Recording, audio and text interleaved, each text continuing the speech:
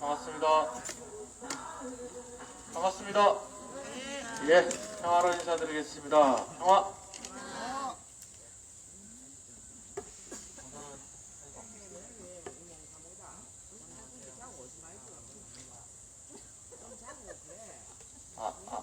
예.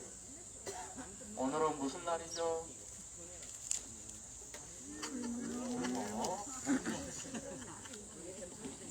목요일. 우리에게는 목요일이 이 아침 평화 투쟁이 끝나야 주말이다. 또 주말이 주말 같지는 않지만은 또 하루를 한 주를 마감하는 위해서 오늘 또 한번 뜨겁게 함께 불태워 볼까요? 예. 함께 목부터 풀어보시기 바랍니다. 양손 들어서 머리 뒤에서 깍지 끼고 한번 들어마시다가 내쉬면서 위로 쭉 뻗어오겠습니다.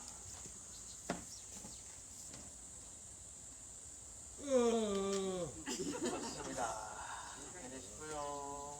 들어마시다가 다시 한번 쭉 뻗어오겠습니다.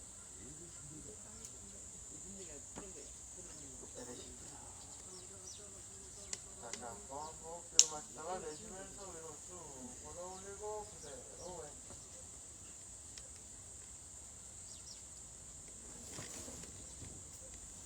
오른쪽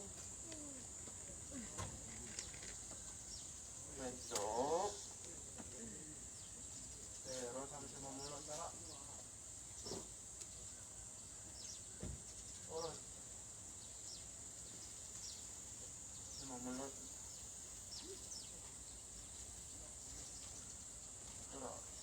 한 번 더 위로 쭉 뻗어올렸다가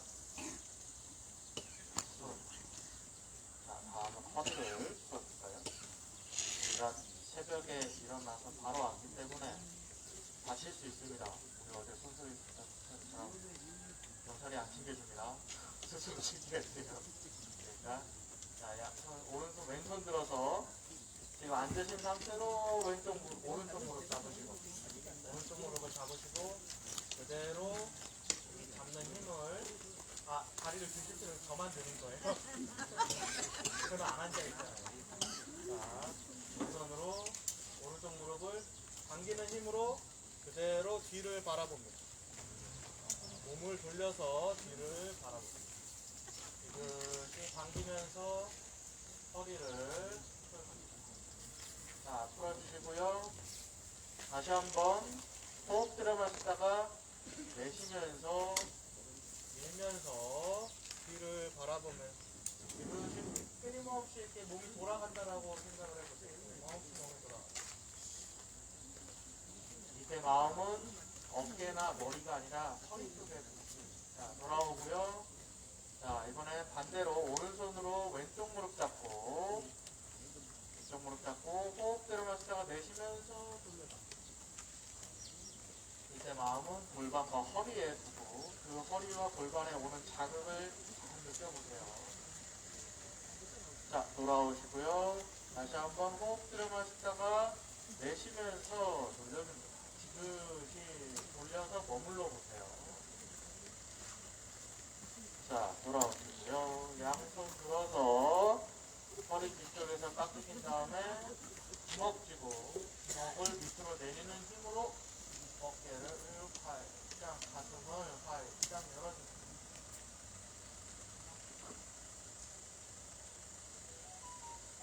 자, 돌아오시고요.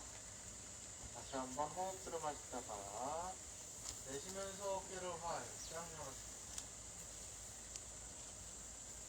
들어있던 몸의 근육들을 조금이라도 풀어주시면 자, 양손 깍지 껴서 목 뒤에서 그 다음에 호흡 들어 마시다가 내쉬면서 목 뒤를 열어줍니다.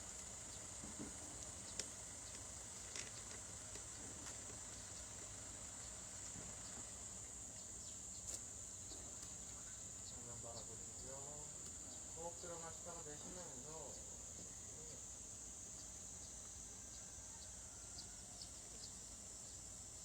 정면 바라보시고 마지막으로 호흡 들어 마시다가 내쉬면서 위로 쭉 볼 올리고 툭. 자, 이제 함께 괜찮으신 분들은 힘차게 일어나셔서 이문에 꼭 보여드립니다.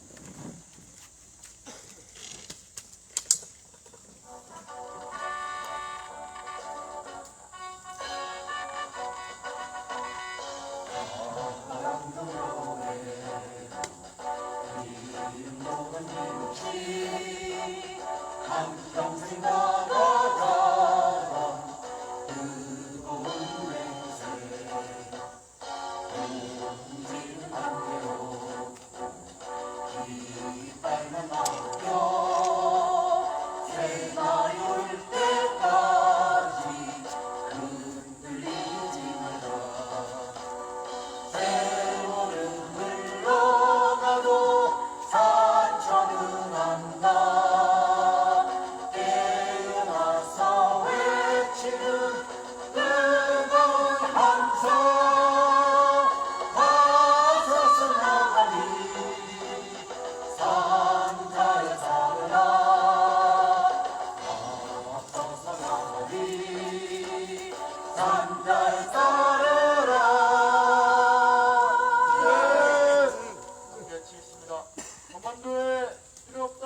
한반도에 필요 없다. 주한미군 철수하라. 주한미군 철수하라. 조성리에 필요 없다. 조성리에 필요 없다. 국방부도 철수하라. 국방부도 철수하라. 기지공사 중단하고 기지공사 중단하고 일반원평 중단하고 일반한평 중단하고 사드 갖고 철수하라. 사드 갖고 철수하라. 사드 갖고 평화하라. 사드 갖고 평화하라.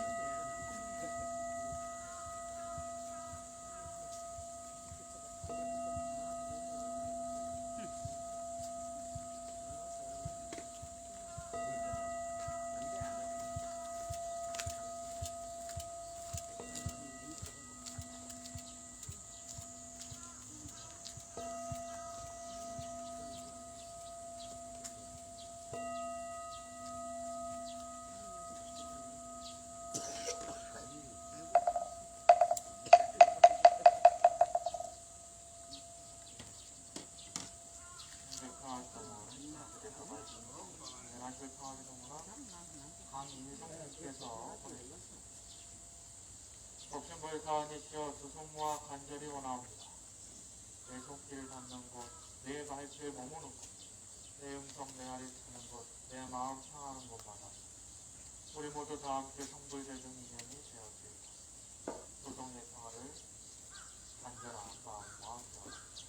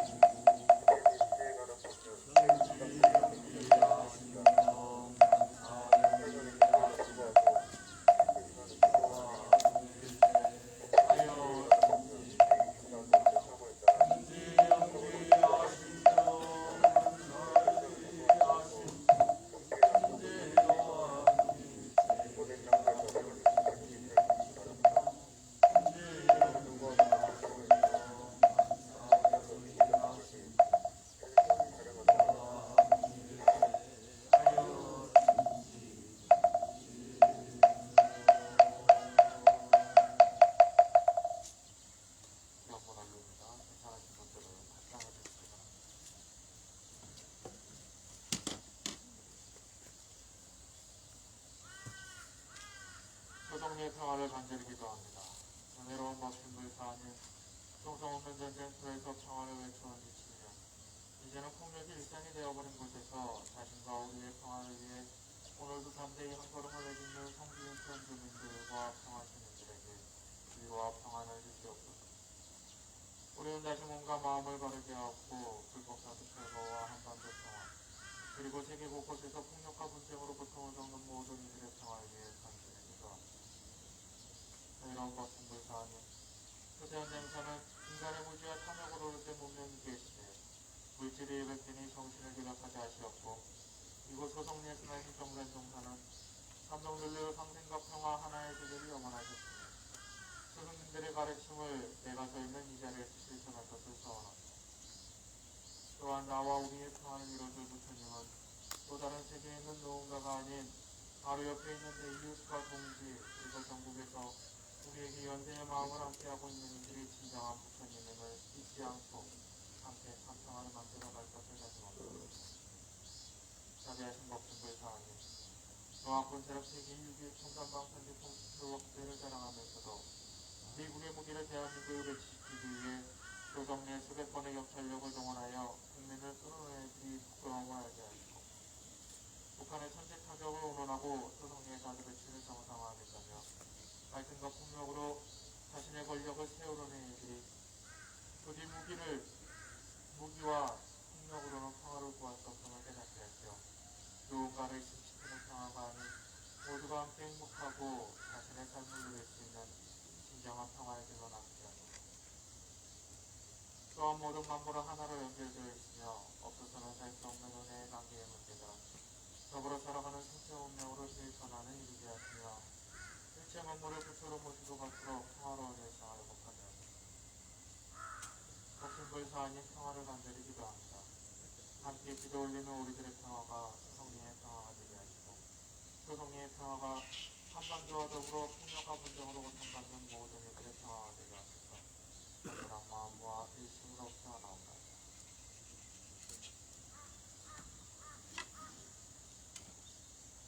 평화를 향한 적절한 염원을 담아서 마음속으로 잠시 기도 올리겠습니다.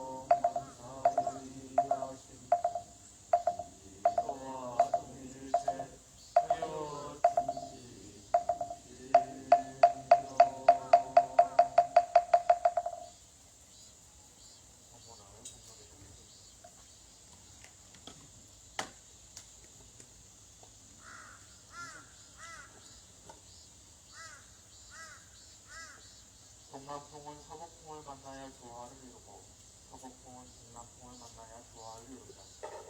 미국은 중남풍이고 소련을 서북풍이고 미소가 합세해야 그 나라도 안 하나고 세계도 평화로울 것이다. 정말 한나라 한치의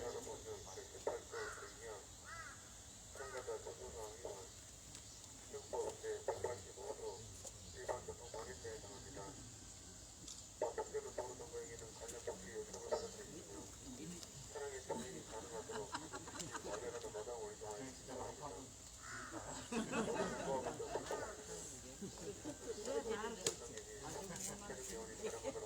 어머님 혼자 알고 계시면 안 되잖아. 우리도 그쪽 와이프를 해주세요. 오늘은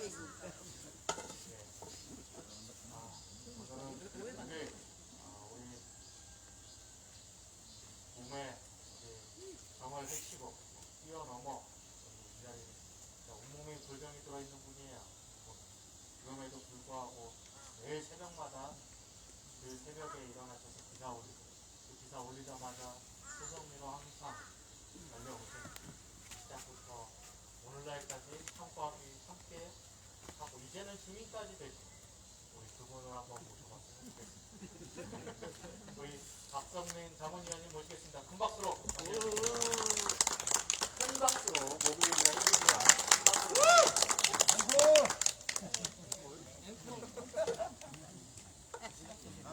당연히 국정원이 갈수록 이상해져요.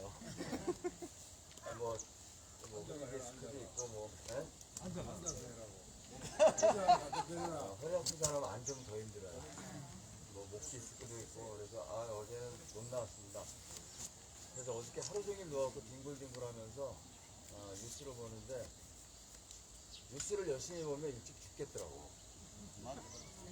이 뉴스를 하루 종일 본 거 또 보고 이랬더니 이게 천불이 나가지고 뉴스 보면 안 되겠다 이런 생각이 들긴 하던데 어저께가 그저께 우리 백창호 목사님이 정전협정 관련된 얘기는 이제 이미 하셨는데 어저께 정전협정 69년 되는 날이었잖아요. 그래서 어저께 나온 뉴스들 몇 가지 보면서 이제 좀 화가 나고 그랬던 것과 함께 또 하나는 우리 더 열심히 해야겠다 이런 생각도 들었어요. 우리가 열심히 이 평화운동을 하고 싸우지 않으니까 정전협정 69, 정전협정이라고 하는 건 뭐 이미 백창호 목사님 말씀하셨지만 3년, 한 달, 이틀 한 전쟁을 끝내고 일단 전쟁을 잠깐 중단해 이런 협정이잖아요.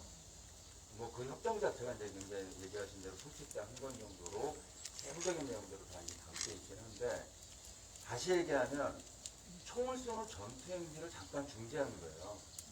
다시 얘기하면 언제든지 다시 전쟁을 할 수 있는 거를 의미하죠. 그래서 이 정전협정이 뭘로 바뀌어야 돼요? 평화협정으로 바뀌어야 돼요.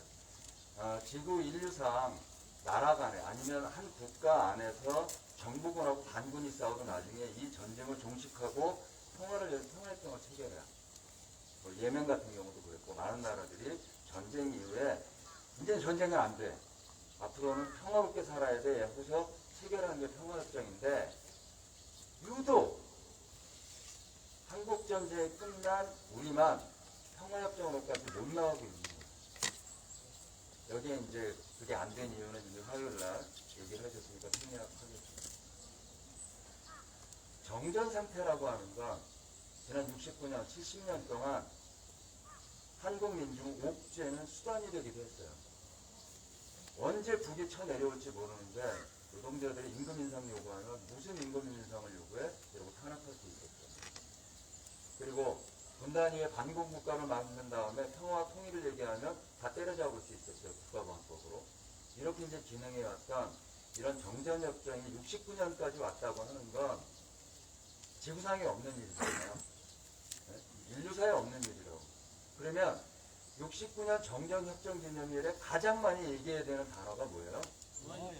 평화잖아요. 근데 어저께 한덕수가 무슨 정전협정 69년 이러고서 총리라고 하는 자가 무슨 행사를 하는데 가장 중요한 키워드가 뭐예요?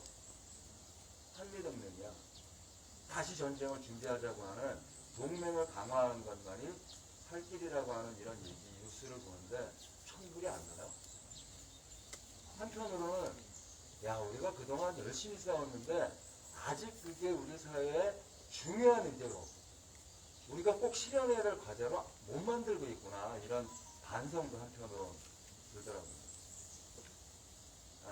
이 한국전쟁은 미국은 잊혀진 기억 이렇게 얘기하다가 승리의 전쟁으로 기억하자고 하는 일을 그동안 추진해왔어요.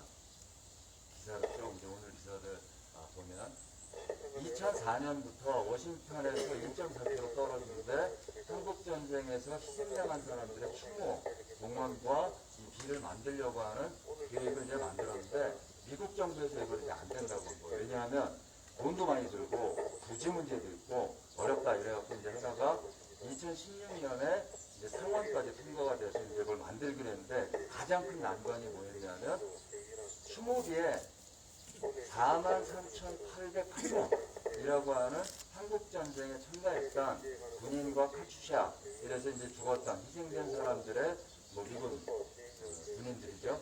이 명단을 만드는 추모의 벽을 쭉 만들려고 하는데 이게 이제 비용이 많이 드니까 이것 때문에 이제 난관이 생기다가 얘를 누가 댈게요? 이 비용은 예상하신 대로 우리가 됐습니다.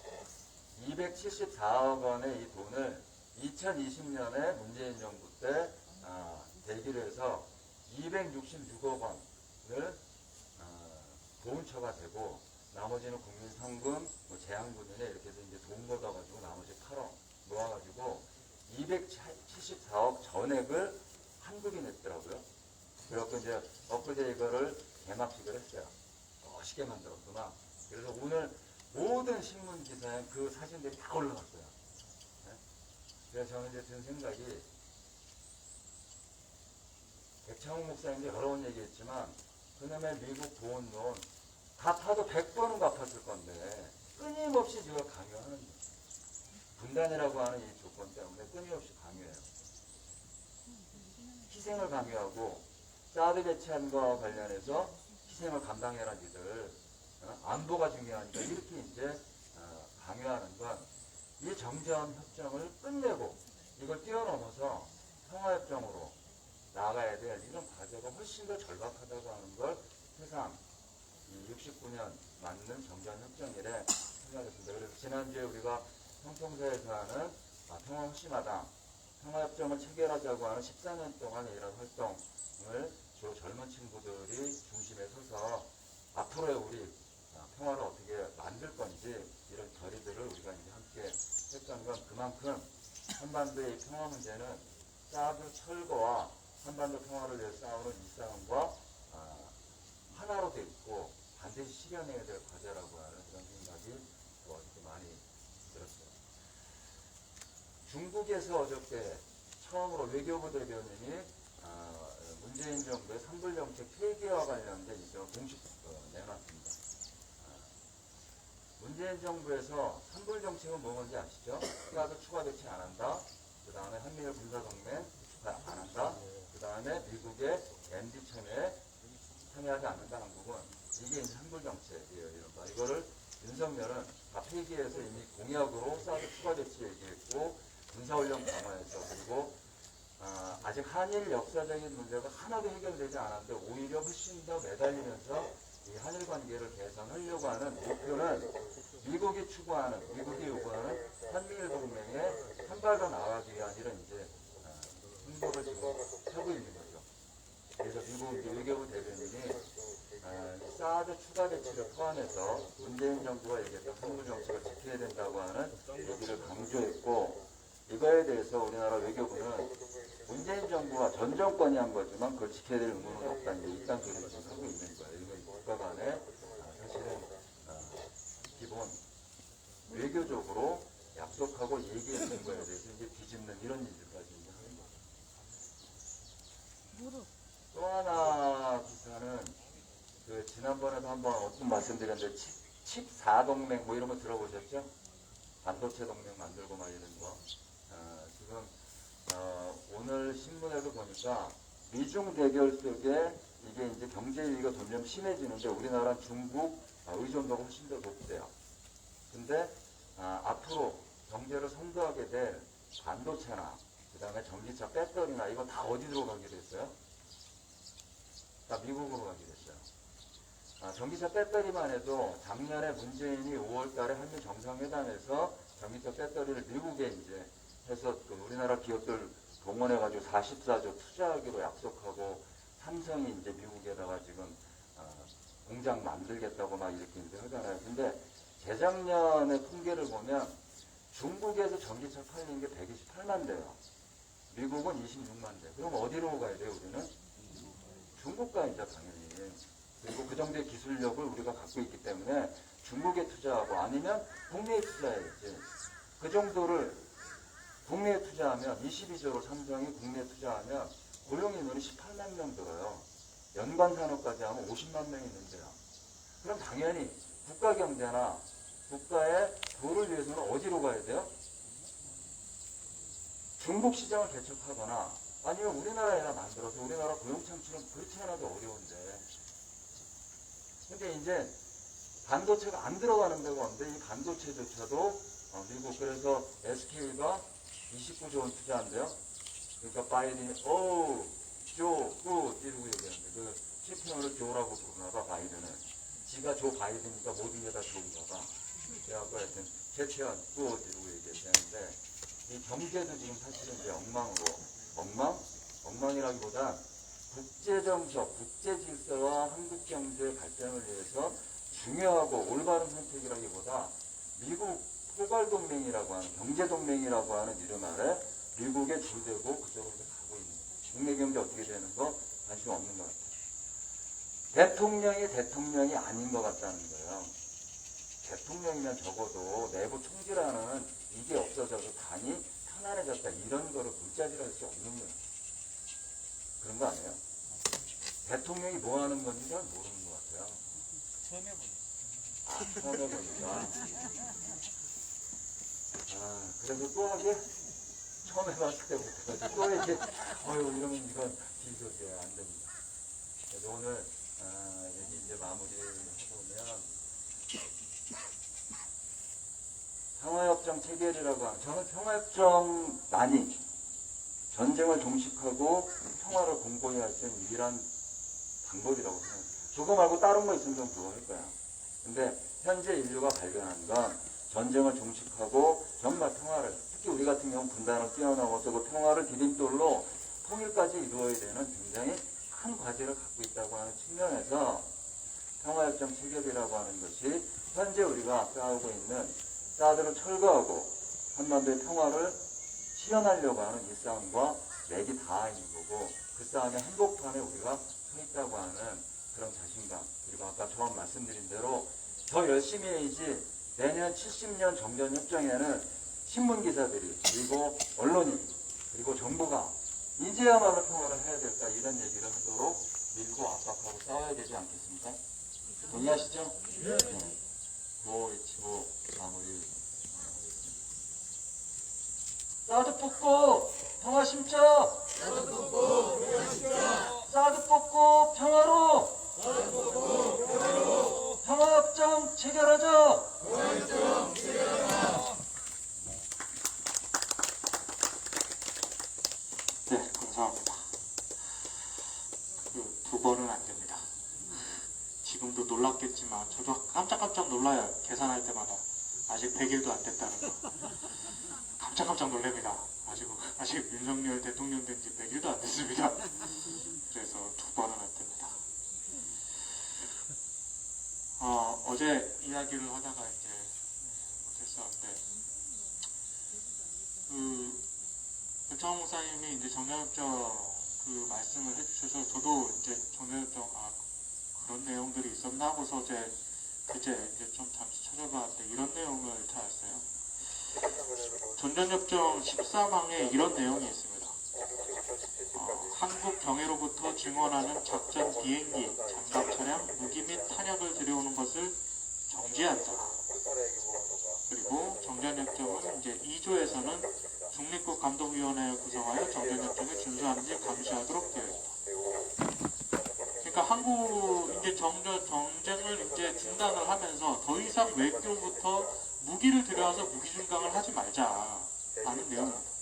왜냐면 서로 무기를 가지고 있으면은 증강을 하게 되면은 위협이 되니까 이게 싸울 수밖에 없으니까 무기 증강하지 말자라는 내용입니다. 근데 실제로는 어땠는지 아십니까?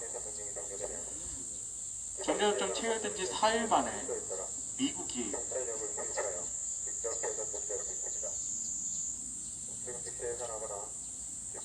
160문의 포를 들여오다가 중립국감독위원회한테 들킵니다. 그리고 그 이후 9개월 동안 비행기 177대, 대포 465문, 로켓 6,400기, 기관총 1,365정을 들여오다가 감독관한테 들킵니다. 그런데 이거와 더불어서 1960년대 이후까지 우리는 핵무기 600여 발도 들여왔었죠. 전혀 눈치를 보지 않았고 심지어 핵무기까지 들여올 수 있었던 이유는 1956년에 결국에는 남한에서 중립국감시위원회 활동 기능을 중단한다라고 선언을 해버리죠. 그리고 이 13조항을 지키지 않겠다. 더 이상 무기를 외부로부터 들여오는 것을 하지 않겠다라는 이 조항을 지키지 않겠다. 근데 그 이유는 최후적인 평화적 해결이 달성될 때까지 한국에서의 적대 행위와 일체 무장 행동의 완전한 정지를 보장할 목적으로 체결한 전쟁협정을 준수하지 않겠다라는 요즘 애들 말로 쌉소리를 들어놨죠. 신냉전 체제 이후에 이 정전, 우리가 평화선언을 하지 못하게 되는 가장 큰 이유 중에 하나는 핵 문제입니다. 아시다시피. 근데 중요한 것은 미국은 끊임없이 북한이 핵 개발을 해서 현재의 평화협정 체계를 만들지 못하는 조건을 만들고 있다라고 이야기하지만 아시다시피 우리나라의 핵무기를 처음 들여놓은 것, 서로 공멸할 수밖에 없다라고 하는 것을 증명했던, 그리고 지난 냉전 체제의 가장 핵심적인 어떠한 힘의 갈등을 일으켰던 그 무기, 갖고 있는 것만으로도 어쩌면은 자기들 말로는 전쟁의 억제가 된다라고 하는, 실제로 그런 기능을 하지 못하지만 그 무기를 대한민국에 처음 들여온 것은 미국입니다. 그렇지 않습니까? 전쟁 발발하고 나서 미국에서는 얼마 안 있어부터 대한민국의 이 한반도에 핵무기 투하를 심각하게 고려했다라고 합니다. 그리고 1951년에 메가더는 26발의 원폭 투하를 요청하죠. 그러나 소련의 참전을 우려한 당시 대통령이 이름을 까먹었네. 리얼로 시작하는데 당시 대통령이 이거를 거부하죠. 다행히 하마터면 우리나라에 전세계 두 번째로 핵폭탄이 실제로 터지는 나라가 될 뻔했고, 만약에 일본과 같이 큰 나라도 현재 그렇게 그 작은 그 나라에 지금까지도 영향이 그렇게 큰데, 만약에 한반도 이 작은 땅에서 핵무기가 하나라도 터졌다면 과연 어떻게 됐을까? 지네들 땅도 아닌데. 실제로 우리나라에 그 당시에 60여 발의 핵무기를 미국에서는 들여왔고, 1991년 클린턴이 전 세계에서 핵무기를 아버지 부시였죠. 아버지 부시가 전 세계에서 핵무기를 철수시킨다라고 하는 선언을 하기 전까지 우리나라에는 핵무기가 900여 발까지 있었다라고 합니다. 미국 이재봉 교수님이 미국의 자기들 판단에도 북한이 핵무기를 개발한 이유 중에 하나는 6.25 전쟁 때부터 있었던 미국의 핵무기에 대한 두려움에서 그때부터 그것에 대항하기 위한 자신의 자력 책으로서 핵무기를 개발했다라고 본인들은 판단을 하고 있습니다. 그래서 영변 핵발전소 영변의 어떤 처음에 소형 원자로 들여왔을 때부터 이거는 핵 프로그램을 위한 거다라고 끊임없이 판단을 했었죠.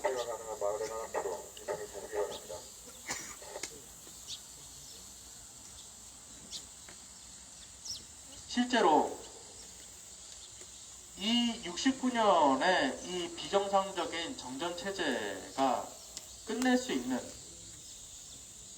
핵이라고 하는 무기가 개발되기 전에 해결될 수 있는 기회는 분명 여러 번 있었습니다. 1991년에 우리나라 전 세계에서 핵무기를 철수시킬 때 우리나라에서도 남북이 핵 개발을 하지 않겠다라고 하는 협정을 맺었었습니다. 그때 당시 소련이 붕괴하면서 북한 또한 이렇게 강대강부도가 되지 않고 북한 또한 평화협정 체결을 맺으려고 하는 의지가 있었다라고 김일성 주석이 의지가 있었다라고 합니다. 그러나 전승국가로서 자만심이 강했던 미국은 이 작은 나라의 북한을 거들떠보지도 않았죠. 그래서 한국이 중국과 러시아와 수교 맺는 동안 결국 미국은 북한과 수교를 맺지 않았었습니다. 전 세계적으로 냉전체제가 사그라드는, 냉전이 종식되는 가운데 유일하게 한반도에서만 이 냉전이 더욱더 강화되는 것이었습니다.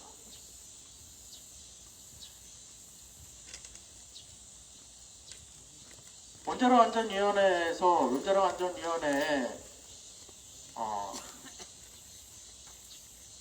핵 사찰을 받겠다라고 했음에도 불구하고 특별 사찰을 이제 반발을 해서 결국에는 NPT를 탈퇴를 하게 되면서 1991년에 기회는 날아갔습니다. 핵 프로그램을 멈출 수 있는.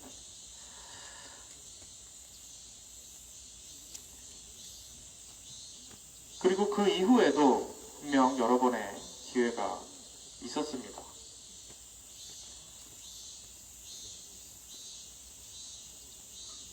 결국 제네바 합의까지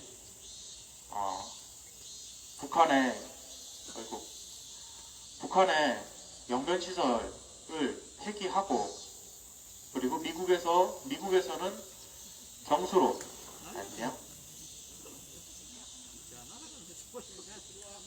플루토늄을 채취할 수 없는 경수로 원자로 2기를 지어주고 그리고 이제 그런 내용의 이제 제네바 합의를 결국 체결을 했지만은 결국 그것을 지지부진하게 지키지 않았던 것은 어디였죠? 미국이었습니다.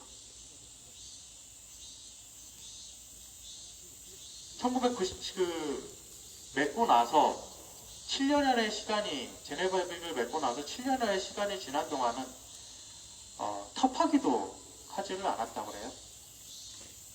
결국 그거에 반발을 해서 장거리 미사일 실험까지 하면서 결국 위험에 빠지다가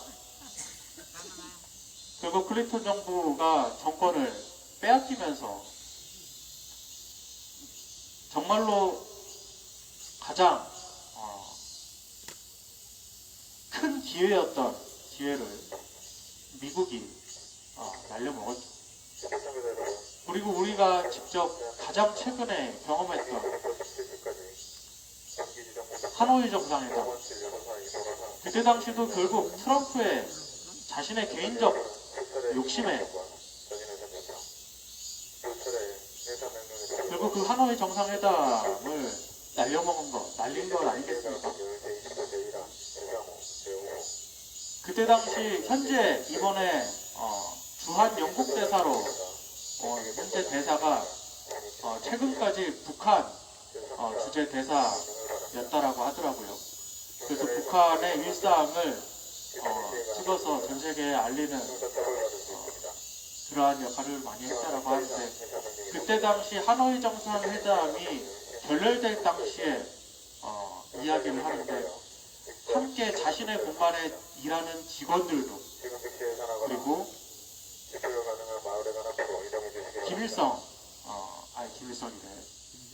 김정은 당사자도 얼굴이 하얗게 질렸었다 라고 전하고 있습니다. 한반도의 평화를 위해서 끊임없이 그들은 자신들이 정의다, 그리고 자신들이 세계의 평화를 만들 수 있다라고 이야기하지만은 역사가 증명하듯이 세계의 평화를 끊임없이 깨뜨리고 있는 것은 미국이었습니다.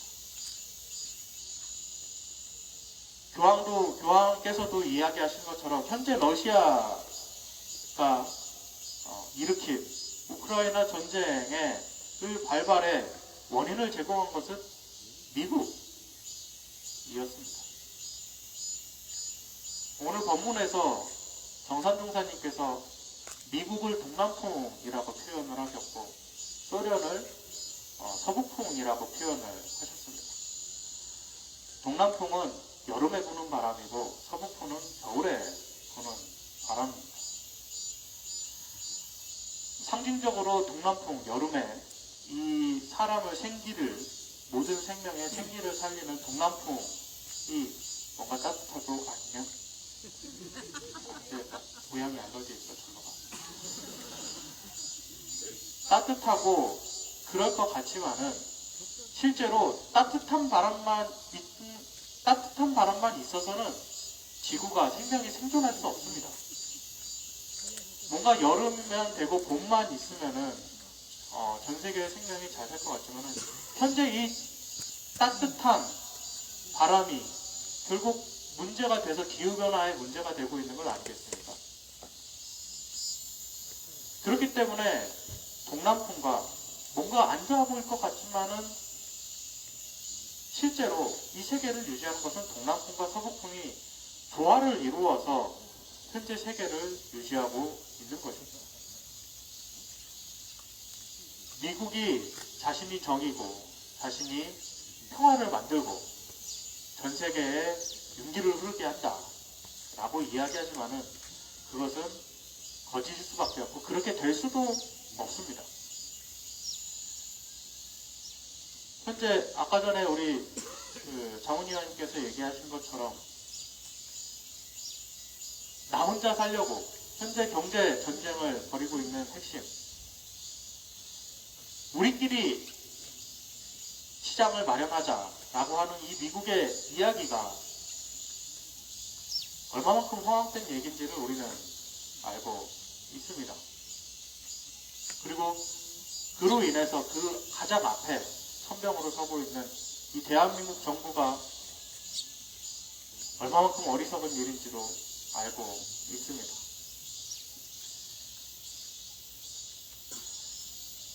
어쩌면은 이제 앞으로의 5년, 이제 100일도 안 된 이 정부가 어떻게 버텨내는가가 앞으로 대한민국의 역사를 만드는 어떠한 역사를 만드는 길인가, 그리고 얼마만큼 더 아픈 일이 일어나지 않고 얼마만큼 더 퇴보되지 않는가를 결정하는 길이라고 생각을 합니다. 우리가 이 자리에서 열심히 우리의 몸을 지켜가면서 함께 끝까지 싸워 나갔으면 좋겠습니다. 다음 우리 박창훈 목사님 앞으로 모시고 개신교 기도식 이어가도록 하겠습니다.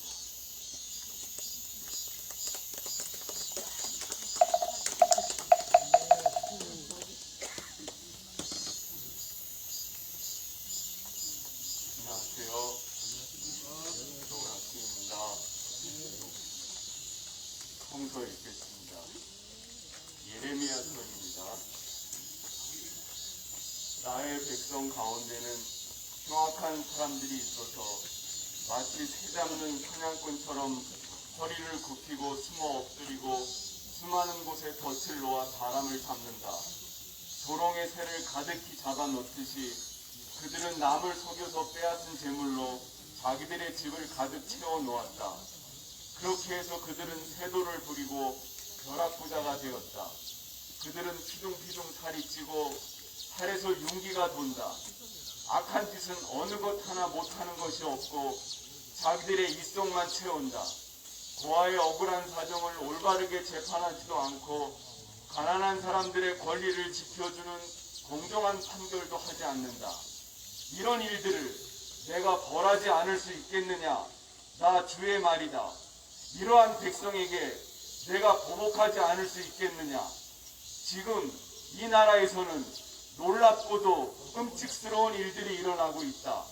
예언자들은 거짓으로 예언을 하며 제사장들은 거짓 예언자들이 시키는 대로 다스리며 나의 백성은 이것을 좋아하니 마지막 때에 너희가 어떻게 하려느냐? 아멘. 기도하시겠습니다. 하나님, 소송리의 이 싱그러운 아침이 우리들의 평범한 완전한 일상이 되게 하소서. 그날을 향하여 우리는 끝까지 싸도 없는 세상 소송리 평화를 향해 걸어가겠습니다. 함께 동행하소서. 아멘. 제가 방금 읽은 이 예레미야서는, 예레미야는 공식적으로 이스라엘의 마지막 예언자입니다. 여러 예언자들이 구약성서에 등장하는데 이제 그 시대가 있잖아요. 근데 이 예레미야는 그러니까 남유다가 망할 때 예언 활동을 한 예언자입니다.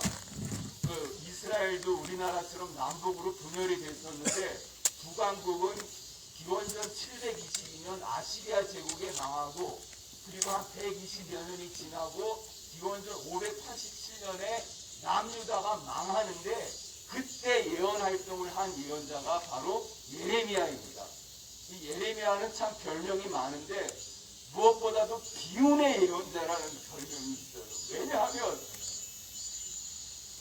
그러니까 자기 눈으로는 이 나라가 어떻게 될지 훤하게 보이거든요.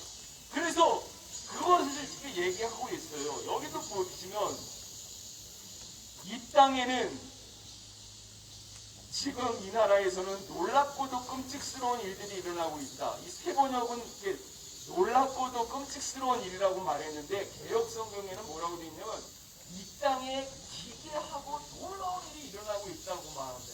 기괴하다고 얘기를 할 정도로 보통 정상이 아닌 그 현상을 얘기하는데 그래서 예레미야 예언자가 탄압을 많이 받았어요. 예. 뭐 감옥에 갇히는 일상이고 그냥 린치를 당하는 것도 그렇고 그냥 걔네들 옛날 고대인의 감옥은 땅속에 토굴이었나 봐요. 그런데 갇혀가지고 이제 빠져 그냥 옴짝달짝 못하게 하고 이제 그런 예언자인데 여기 이 예레미야 예언자가 말하는 이 예언